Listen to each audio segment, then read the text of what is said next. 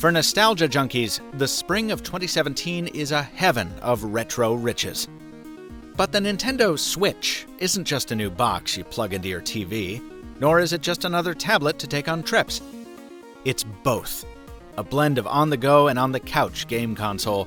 And while I am not at all a gamer, pulling myself away from Zelda long enough to make this video, it was tough.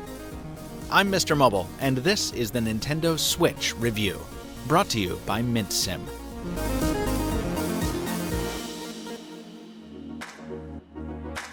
For a guy whose last handheld console was the original Game Boy, the Nintendo Switch is a lot to unbox.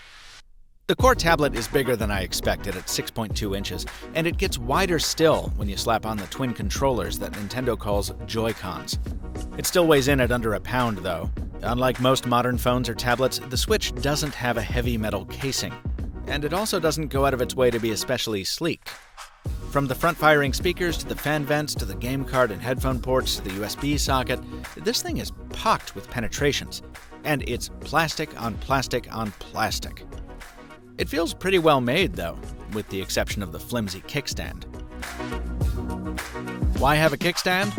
Because the Joy-Cons don't need to be connected to the Switch to work. They're two little independent controllers for each of your hands, or one in each person's hand for multiplayer, complete with accelerometers so you can swing them around like Wiimotes. And they're durable, so you don't have to worry if you throw them around frustrated because your opponent cheats. There can only be one! If it's just you playing, you can snap them both into the Joy-Con grip included in the box for a more comfortable click and clack. However you use the Joy-Cons, their tactile push and pull is much more satisfying than the slick plastic display, though games can take advantage of that touchscreen as well. And if that 720p canvas starts to feel a little confining, you just hook up the dock to your TV with the included HDMI cable and drop the Switch in. There's no rebooting, no configuring, your game just goes from the small screen up to the big one, and you pick up where you left off, this time in full HD. Now, when your sibling or roommate or cheating coworker comes along and whines that you're hogging the TV during Full House or whatever, you just reverse the process. Unplug the tablet, slap on those Joy-Cons, and keep on slaying wherever you want. This is the Switch that gives the console its name, and it's just as effortless as the commercials make it look. In my 4 days with the device, I only ran into the Joy-Con connection problem I've read about elsewhere once. But I should mention that I've mainly kept the Joy-Cons either connected to the console or mated with the grip. I've also been very tender with the tablet to avoid scratching what I hear is a fragile display cover. Fortunately, Nintendo offers no shortage of accessories to protect your purchase, and a nice-looking bag to tote around all the stuff you'll need for a gaming weekend away from home. On the topic of buying stuff, start saving your money now.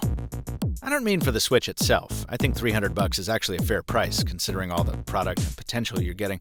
It's the games that'll drain your wallet, whether you buy the cartridges or download them over Wi-Fi. If you scoffed at the $10 price for Mario Run on your phone, you'll probably balk at the new Zelda's $60 sticker price. With those prices, it's obvious that Nintendo is pushing this as a home console. And while it's cool, it's not that. Not yet, anyway.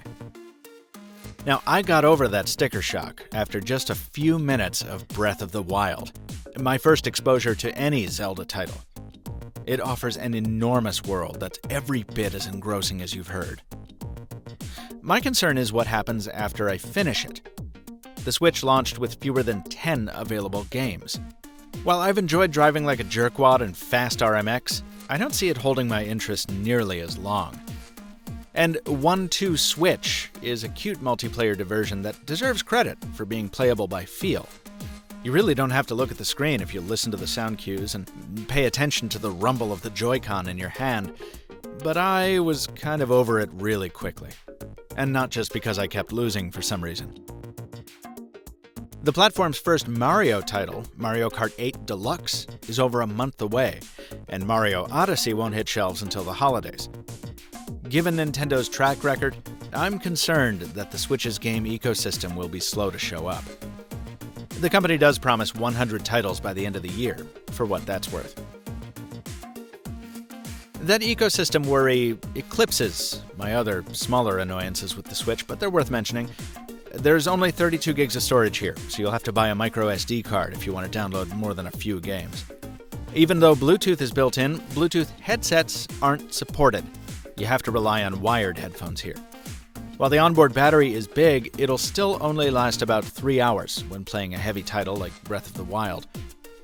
And some people think it's dumb that the Switch doesn't offer a web browser or apps, even though it easily could. But personally, I'd much rather use the browser on my phone or tablet. In fact, I rather like that when I'm using the Switch, I'm not sharing the screen with notifications or being pestered by pings from a Slack app. I pick up a Nintendo device in 2017 for the same reason I did in 1991. To have fun, not to multitask. And the Switch has Nintendo's flair for fun laced all throughout it. It's a delight to use, on big screens and small, and if you don't mind risking a few bucks on a nascent ecosystem, I think you're really gonna love it. I sure do. MrMobile's Nintendo Switch review is brought to you by MintSim, the new way to get high-speed LTE in the US. Head over to mintsim.com and use the discount codes in the description for premium quality service on a premium quality network for a fraction of the price. Until next time, thanks for watching, and stay mobile, my friends.